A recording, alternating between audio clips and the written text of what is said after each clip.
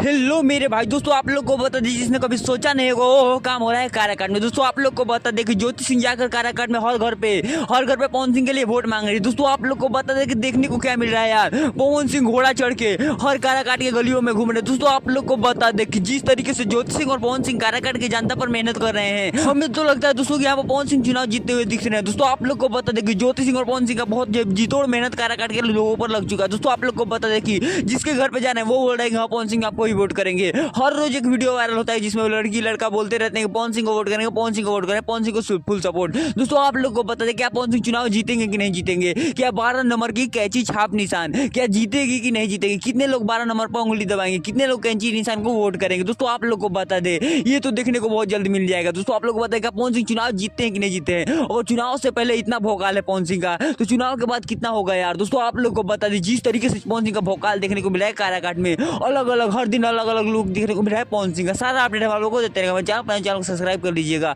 मिलते हैं तो किसी नए वीडियो में किसी नए टॉपिक के साथ, तब तक के लिए बाय।